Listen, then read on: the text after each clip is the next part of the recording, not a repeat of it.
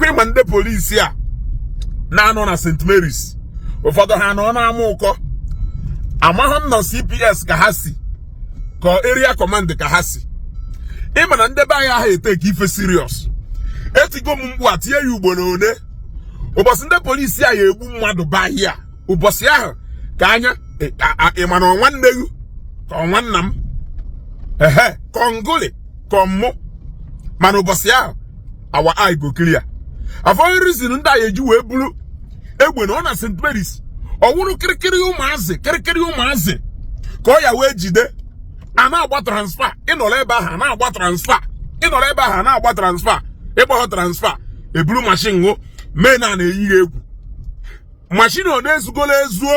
ka ha recover na Nnewi a ezu mashin mụ na Nnewi a were egbe nara my boy mashin mụ a recover ya opuko nọmba now mashin one ezuru ezu ka ha recover goro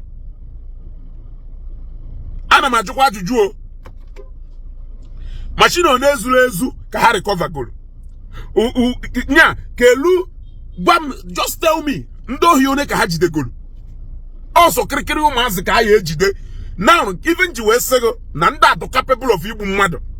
eso m na onye na-eme nchọ ka m nwere vidio wee na-akọsọ a lot of damage ama m ife mmadụ eme ndị agha ahụ ha si ha kwa ha wee ya ụbọchị mụ na ha nwere encounter two of them actually told me that na ha ya agwawu m ebe a na onwe ife ya eme enwe ya on video ọnwụ na m chọrọ nye aka ife agbawu ya on air mgbawu ya on air o nwere ike police command nọ na Nnewi emeghe anything about it ọ wụrụ ndị ọka ya afịa ndị ọka afọ ha ọ wụrụ ndị Abuja ya afịa o nwere ike ka taa those two police officers anya ha na-enwu red ka ndị na-agba mkpụrụ mmiri nwere ike ha yatazi alụ police na Nnewi again ọ na-ewepụfa mana ife a na-emekwa n'ife niile ahụ ka ọdụ mma ka eme the right thing ọnwụ na m chọrọ mgbawu video online ebe onye polisi na-agwa m na ọ ya agbawu m na onwe ife ya eme na imagine this kirikiri ụmụazị ha na-eme ife a na Nnewi anaghị ha eti mkpu a akpọkwakwa m afa ana m ha eti mkpu a na-eti mkpu a ife niile ana Nnewi ji eme ife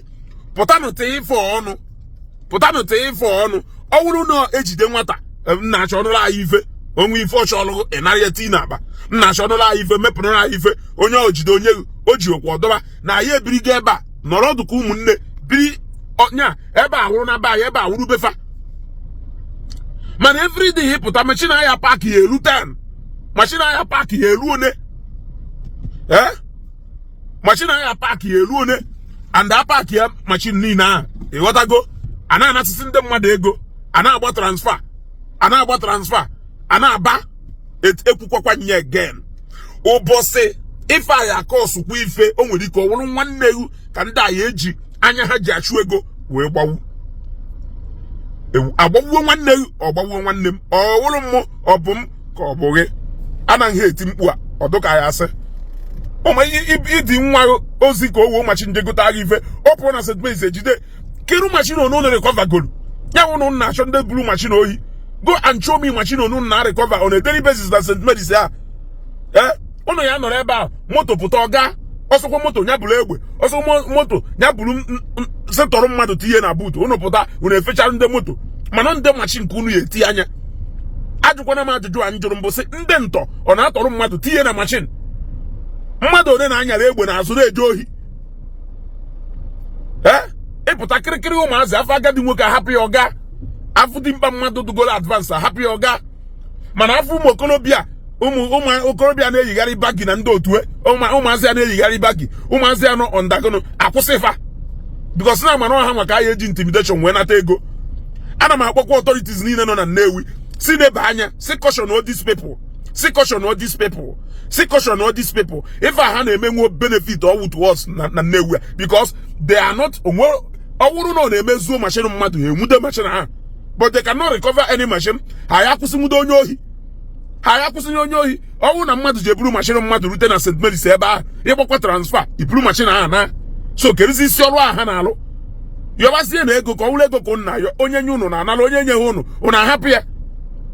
even jekwu maka na one day o nwere ike one day ife ya ememekwa ana Nnewi ni na agbazo ụzọ ndị mmadụ ewepụta because ọ na meho aya ha do proactive active government na-eme anụ information ewuru that information wee lụọ ọrụ ka ọ ghara imebi ife mana ọ sọrọ na Nigeria na ba ya ka nna afụ ebe a ya enweta security information or nweta important tip off